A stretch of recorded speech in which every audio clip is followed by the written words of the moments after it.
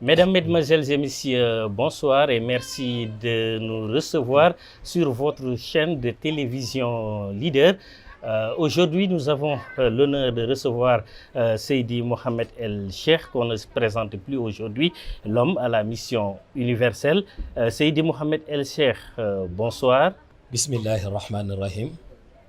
Alhamdulillahi Rabbil Alamin. Cher Adama Dione, nous te saluons, ainsi que les médias qui t'accompagnent. Nous vous remercions pour cette invitation et sommes prêts à répondre à vos questions. La première question, nous la démarrons ici au Sénégal. Charité bien ordonnée commence par soi, nous dit l'adage.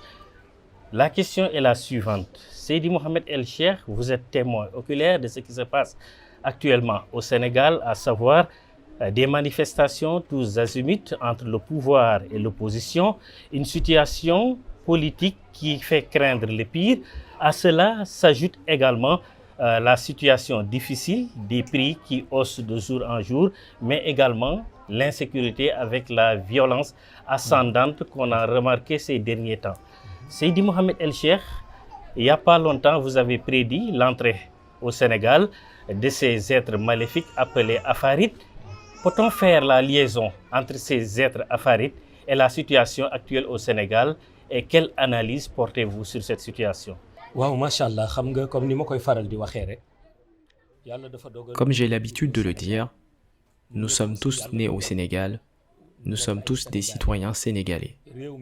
Si le pays est prospère, c'est pour nous. Par contre, s'il est dans le chaos, les uns peuvent rentrer chez eux, nous sommes tenus de rester au Sénégal car notre avenir se trouve ici. Les aînés avaient pour habitude de dire, lorsque des individus partagent une chose, quelque chose que nulle famille ne peut prétendre détenir ou hériter, car nul ne peut être propriétaire ou héritier du pays. Soyons donc bons les uns envers les autres. Chacun a sa part de responsabilité dans cette démarche de bien faire les choses. En ce qui concerne le pouvoir, il a sa responsabilité, c'est-à-dire avoir un regard envers ce peuple sénégalais qu'il a élu à sa tête, un regard bienveillant. Cette attitude conduira à rendre accessible tout ce qui est devenu pour les Sénégalais hors de portée ou difficile, surtout envers les pères de famille. Au final, il s'agit d'œuvrer pour trouver des solutions qui vont permettre à tout un chacun de mener une vie stable, de mener une vie en harmonie au sein de sa famille. De nos jours, je crois que si le père de famille n'a pas la conscience tranquille, que beaucoup de choses deviennent pour lui difficiles, voire inaccessibles, cela fait que la cohésion que nous devrions aujourd'hui avoir dans les familles, dans les foyers, entre les musulmans, voire même entre les citoyens sénégalais, que cette cohésion soit, à mon avis, menacée ou affaiblie. Voilà mon analyse sur cet aspect. Nous avons également vu dans le champ politique des échanges de propos outranciers des uns envers les autres et dont nous sommes tous témoins aujourd'hui. Car l'arme la plus ignoble est aujourd'hui utilisée au Sénégal, à savoir proférer des insanités, des injures, des calomnies ou faire de la médisance. Le prophète, paix et salut sur lui, a toujours mis en garde les musulmans de bien tenir leur langue, car celle-ci sera interrogée par le Seigneur dans le futur sur ce quoi elle s'est exprimée. Mais aujourd'hui, les langues ne sont plus préservées, elles servent à injurier les dignitaires, les individus ou proférer des insanités. Et si on se servait de la langue, non pas pour injurier ou calomnier, mais plutôt s'en servir pour construire et essayer de trouver les moyens de faire progresser notre pays. Aujourd'hui, sur la scène politique, plus personne ne sait reconnaître celui qui a un programme. Désormais, les programmes se réduisent soit à des insultes, soit à des débats entre ceux qui déclarent qu'il n'y a rien de bon dans le programme et ceux qui défendent le contraire.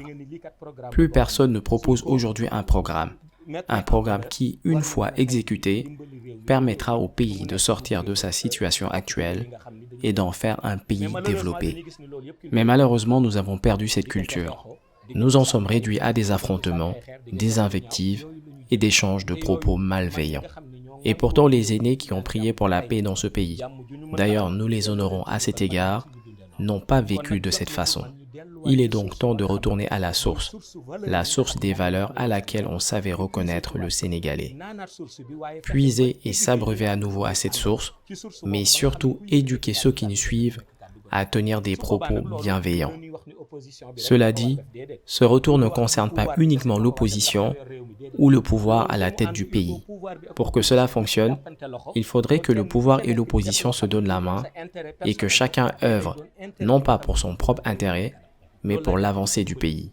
Voilà pour la politique.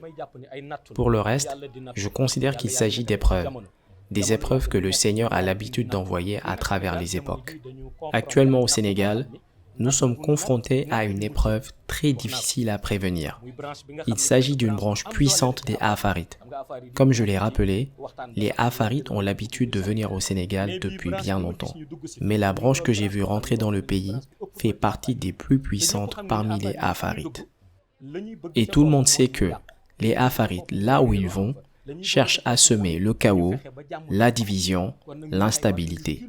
Donc, à l'heure d'aujourd'hui, nous devons à nouveau cultiver les valeurs islamiques, mais aussi nous reposer sur la voie désignée par les aînés dans le monde raïb, à savoir ce que j'évoquais à travers la sourate Was-Sama'i wa Tariq, c'est-à-dire la récitation à 7 reprises, une pratique qu'il faut conserver dans la durée et ne pas se limiter qu'à une seule fois, mais aussi récitons la sourate Ayatul Kursi, Laqad Ja'akum, ou toute autre protection tirée du Coran. Allah a envoyé parmi nous des êtres qui ne sont pas humains, dotés de pouvoir et de capacités, qui ne sont là que pour détruire. Donc que chaque musulman retourne à la source, à savoir les enseignements du prophète et ceux du Coran. Si nous suivons ces recommandations tout en prônant le bien entre nous, le Seigneur peut nous préserver de ces épreuves.